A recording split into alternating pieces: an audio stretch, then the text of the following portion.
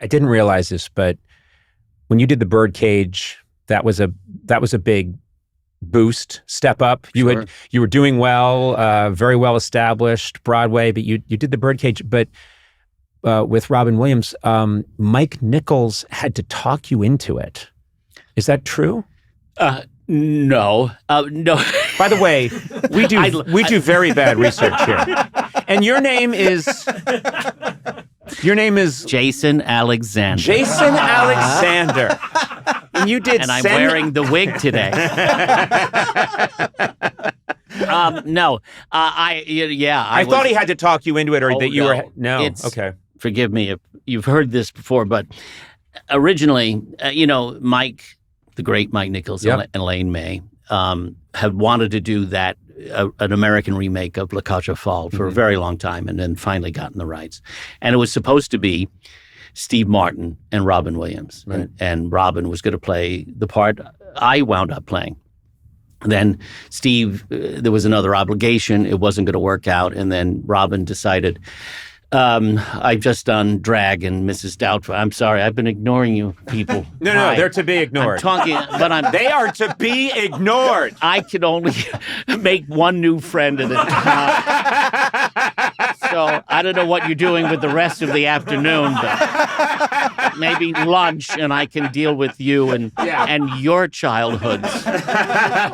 But so Robin decided after Mrs. Doubtfire, maybe I shouldn't play the drag part, and that the acting challenge would be playing the more subdued character. And so it opened up that role, and Mike came to see me in Laughter on the 23rd Floor, and I had met him briefly once, and it's like meeting God. And then he came backstage, which he had never done, and he said, "Dear boy, I'd like to talk to you about a movie." And I was like, "Oh, you want to go see one?" I hear Conan's hanging out at the Angelica. He's in the lobby. Who is this Conan? And can I call you? And he did. And then, so the next day it was, this is happening, and it's Elaine is writing the adaptation, and Robin Williams is going to play the other part. And I said, so I would be the drag queen. And he said, yes. And I said, well, that's a very good part. And he said, yes, it is. And I said, okay. And I couldn't believe it was happening. This is you can cut me off at any point. No. I love this. It's a long story. So we also kind of did he wouldn't refer to it as a screen test, but they wanted to see what I would look like in drag and all of that.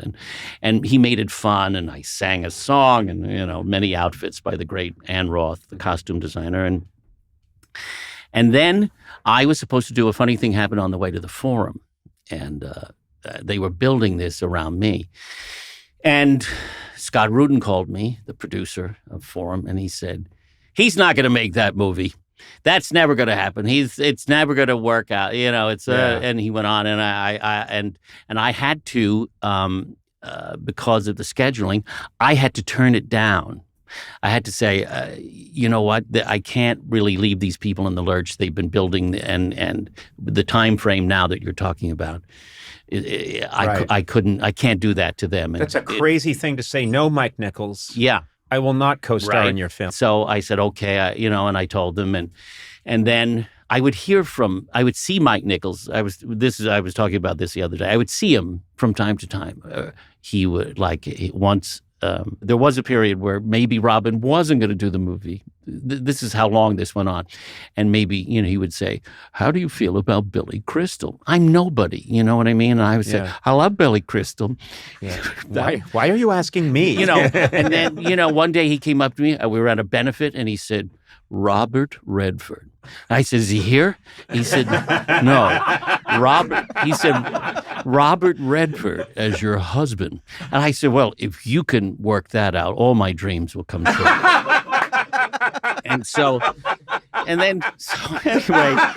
Anyway, finally, I think Robin, he was going to play the other part. And then he calls me. He was in Ireland. And he says, Nathan, and I'm in my dressing room at Laughter on the 23rd floor. And he says, Nathan, I'm meeting people, but I think you're the person. And I said, Mr. Mike Nichols, I have no power here. Perhaps if you called Scott Rudin, something could be arranged. And he said, yes. He's like an evil serpent. Yes. I don't mean to make him sound like that. No. He was. But I know what you mean. He had an aura, an iconic status. Oh yeah. And so yes, I could see him.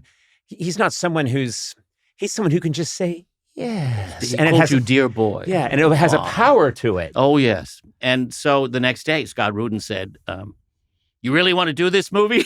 I said, well, why wouldn't I want to do this movie? And he said, it means we have to postpone a year. And I said, I know. I turned it down. He said, okay.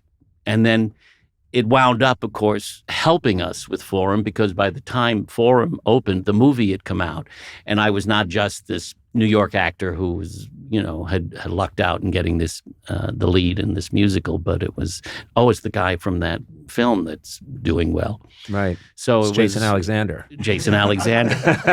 And so it one thing helped the other. And, so I'm grateful to Scott Rudin, Mike Nichols, Robin Williams. It was, all going back to, Compass and Second City and Mike and Elaine. I mean, changed the face of comedy with what they were doing at that time, and still holds up now. You fantastic! You listen to those records, and you watch. I've gone back and watched some of the bits, some of their appearances on, whether it's Jack Parr and I think there was this idea that comedy was shtick before Mike Nichols and Elaine May. It was shtick. It was, and then suddenly things, and Bob Newhart was part of this movement too. Yeah. Things got they got drier, but very smart. Very smart. And very worked out. And there was an urbane quality to it. And you thought, this is, this pushed out a whole other kind of comedy.